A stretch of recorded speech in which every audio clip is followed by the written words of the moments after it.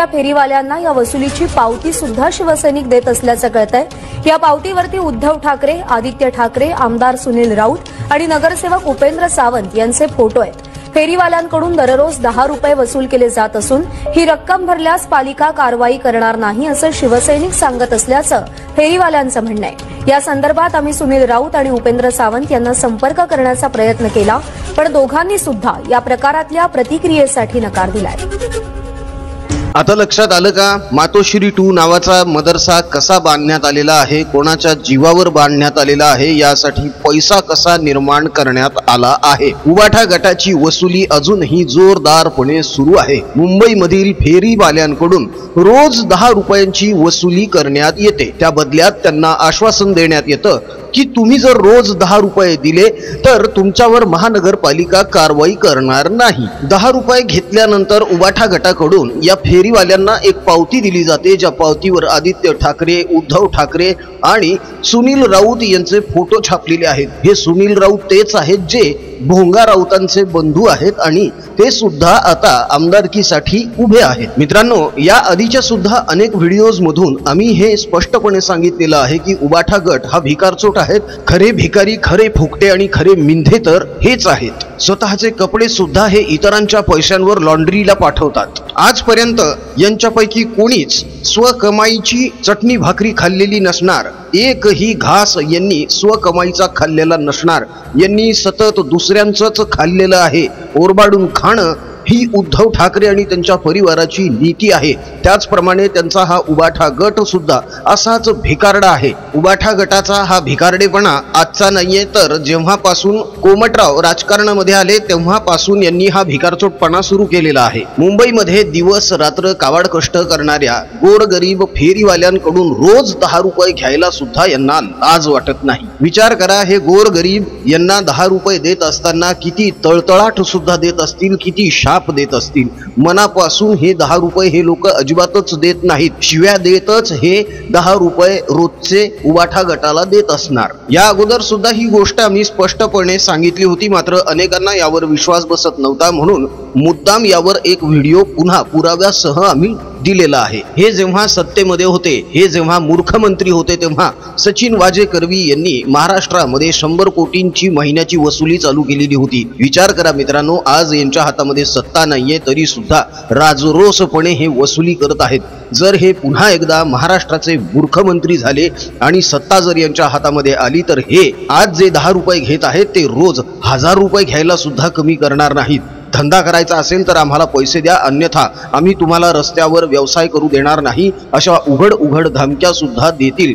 आज महानगरपालिकेच्या नावाने हे लोक यांच्याकडून पैसे घेत आहेत, गोरगरीब फेरीवाल्यांना लुटत आहेत। उद्या कोमटरावांच्या आदेशावरून सक्तीने रोजची वसुली करण्यात येईल, ती सुद्धा जबरदस्त। कोमटराव आणि पेंग्विन आपल्या प्रत्येक सभेमध्ये, प्रत्येक प्रेस कॉन्फरन्स मध्ये एकनाथजी शिंदे यांना मिंधे म्हणतात, खोकेबाज म्हणतात, मात्र खरे खोकेबाज कोण आहेत हे आता महाराष्ट्राला कळून चुकलेलं आहे। मित्रांनो, गोरगरीब लोकांकडून रोजची 10 रुपयाची सक्त वसुली करणारे हे खोकेबाज नाही तर काय। रोजचे 10 रुपये शेकडो गोरगरीब फेरीवाल्यांकडून हे जमा करतायत। हे आज करत नाहीयेत, हे आधीपासून करत आलेले आहेत, वर्षानुवर्ष करत आलेले आहेत। यांनी अशीच ही कॅश यांच्या घरांच्या तळमजल्यांमध्ये दडवून ठेवलेली होती, मात्र जेव्हा नरेंद्र मोदी यांनी नोटबंदी जाहीर केली तेव्हा यांना यांच्या या कॅशला, या रोख रकमेला जाळावं लागलेलं आहे।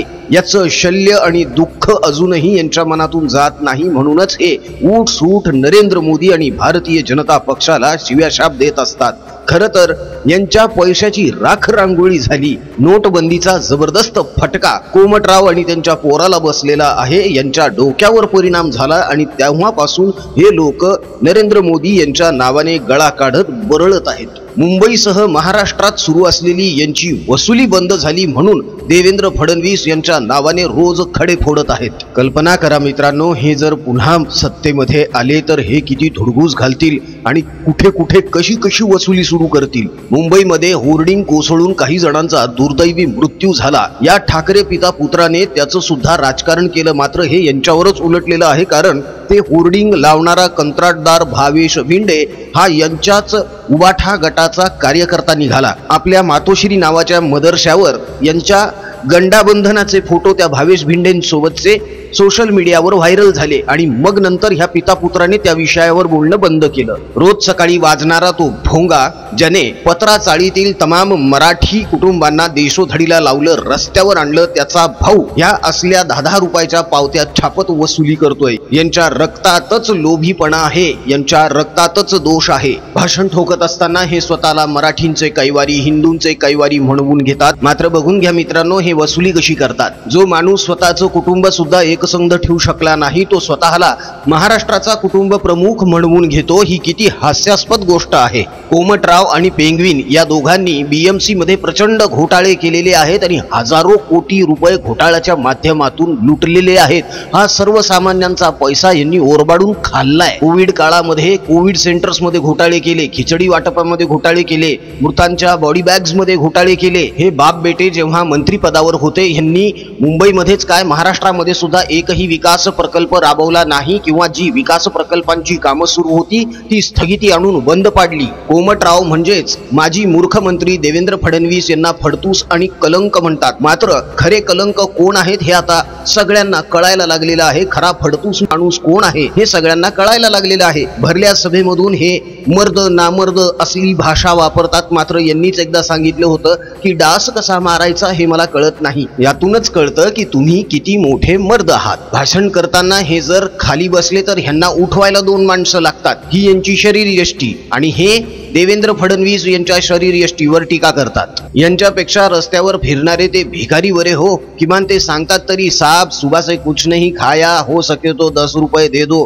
मात्र हे तर गुंडगिरी आणि धमकीची भाषा वापरत पावत्या फाडत जबरदस्तीने गोरगरिबांकडून 10 रुपये जमा करतात। उबाठा गट त्या रस्त्यावरच्या भिकाऱ्यापेक्षा सुद्धा गयाउजरा आहे। तुम्हीच ठरवा मित्रांनो, गोरगरिबांकडून रोजची 10 रुपयाची सक्तीने वसुली करणारे हे उबाठा गटाचे नेते आणि कार्यकर्ते किती दळभद्री आणि भिकारचोट मानसिकतेचे आहेत। इतकं सगळं स्पष्टपणे दिसत असून सुद्धा, जाणवत असून सुद्धा जर काही जण या भिकारचोट मनोवृत्तीच्या उबाठा गटाला समर्थन देत असतील तर त्या प्रत्येकाने आपली जमीन जायदाद जे काही आपल्याकडे आहे ते ह्या भिकारचोटांना देऊन टाकावं आणि खुशाल समर्थन करावं। कारण तुमच्याच ह्या मूर्खपणामुळे उबाठा गट वक्फ बोर्डाला बळकटी देणार आणि नंतर वक्फ बोर्ड तुमचीच मालमत्ता अधिकाराने ताब्यात घेणार। उद्या चालून जेव्हा वक्फ बोर्ड मातोश्री 2 या मदरशावर हक्क गाजवेल ना, तेव्हा उद्धव ठाकरे यांची ती मालमत्ता वाचवण्यासाठी कोणीही येणार नाही, देव सुद्धा नाही। त्याचं कारण आहे, जय श्रीराम म्हणणाऱ्यांना मी हरामखोर म्हणतो असं उद्धव ठाकरे आधीच बोललेले आहेत। आमचं तर म्हणणं असं आहे की हिंदूंनी यांना अजिबातच थारा देऊ नये, कारण यांना शेंडी जाणव्याचं हिंदुत्व मान्य नाही, यांना मंदिरामध्ये घंटा वाजवणारा हिंदू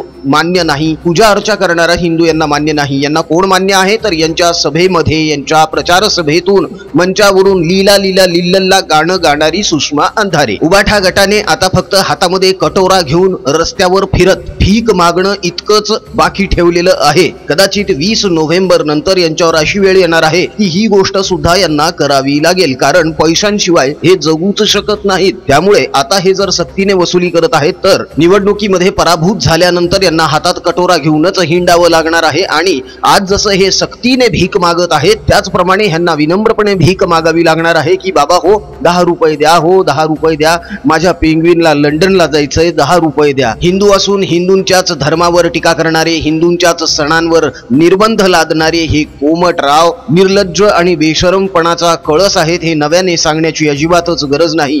यांच्याच काही मूर्खासारख्या बेताल वक्तव्यामुळे हिंदूंची माथी भडकली आणि जातीपातीमध्ये हिंदू अडकायला लागला। मात्र प्रपंच परिवाराने हिंदू एकजूट राहावा यासाठी हिंदू प्रपंच हे नवकोर YouTube चॅनल चालू केलेलं आहे, ज्याची लिंक या व्हिडिओच्या डिस्क्रिप्शन बॉक्स मध्ये दिलेली आहे। तुम्हा सर्वांना आवाहन आहे की त्या लिंकला क्लिक करा, हिंदू प्रपंच या YouTube चॅनलला नक्की सबस्क्राईब करा। आपल्या मित्रपरिचितांमध्ये हिंदू प्रपंच या चॅनलला शेअर करून त्यांना सुद्धा हिंदू प्रपंचशी जोडले जाण्याचं आवाहन करा। अजून जर महाप्रपंच या YouTube चॅनलला सबस्क्राईब केले नसेल तर लगेच सबस्क्राईब करून घ्या, सोबतच बेल आयकॉन सुद्धा प्रेस करा, म्हणजे राजकीय विश्लेषणाचे आमचे नवनवे व्हिडिओ सगळ्यात अगोदर तुमच्यापर्यंत पोहोचतील। मित्रांनो, उद्धव ठाकरे, आदित्य ठाकरे, संजय संजय राऊत सुनील राऊत यांनी जो भिकारचोटपणा मुंबईमध्ये सुरू केलेला आहे की गोरगरीब फेरीवाल्यांकडून सक्तीने रोजचे 10 रुपये वसूल केले जात आहेत, याच पैशातून या लोकांनी मातोश्री 2 आणि लंडन मध्ये मातोश्री 3 बांधलेली आहे असं आमचं ठाम मत आहे। तुमचं या बाबतीमध्ये काय मत आहे हे तुम्ही कमेंट्स मध्ये नक्की कळवू शकता। आमचा कमेंट्स बॉक्स त्यासाठी